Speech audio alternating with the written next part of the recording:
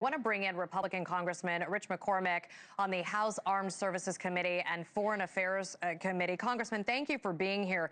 Given the repeated security breaches and the challenges of protecting a private club like Mar-A-Largo, is this an appropriate place for a president to spend extended time? I know he was not there right now, but this is not the first security breach that we have seen on this property.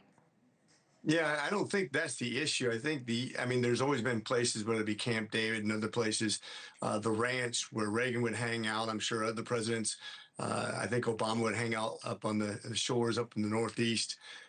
People are going to do what they're going to do. The question is, what's causing this? Why this escalation in violence? This president's obviously had several attempts on his life. It seems like we've really escalated in this period of time in American history. In a time where we could solve a lot of problems, we're looking the other way.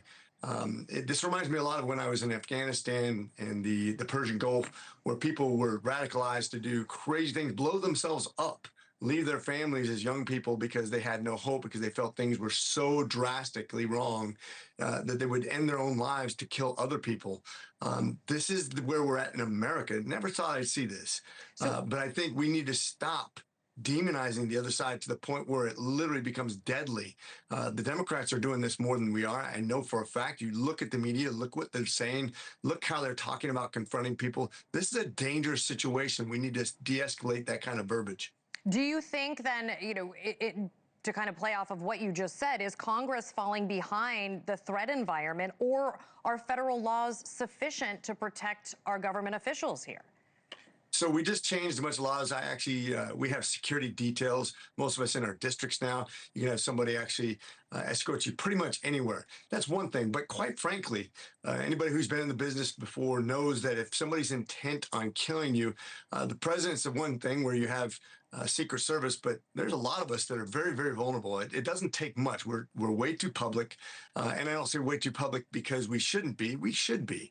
But we're way too public to really stave off any real violence. That's why people insisted on us having security details, even though I thought it was a little over the top. But you can see how this is escalating. But really, think about what people are saying about Trump. Think about what people are saying about conservatives, that we're Nazis, that we're evil, that we're trying to harm people. Those are not constructive towards solving any sort of legislative efforts that we're supposed to do.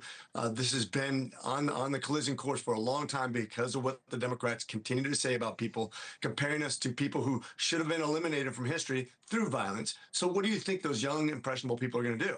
They're going to escalate. That's what needs to be tackled in this scenario. I can tell you, as a member of the media, we often feel the same way because of some of the rhetoric out there. Do you think, do you feel as a congressman that your security should be increased in light of situations like this? No, they've done a good job of increasing it, but like I said, there's only so much you can do. If somebody's intent on getting near you, maybe they'll be captured, maybe they'll be killed, but they'll get you. I mean, that's the unfortunate side effect of violent rhetoric, and I'm really sick of it. And I think it has no place in politics. This is not the time or place. We have so many things to solve.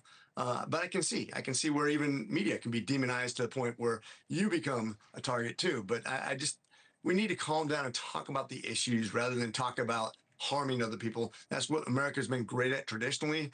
I hope we continue. Okay. Let's end on that note, Congressman. We may check back with you shortly. We're going to take a quick break.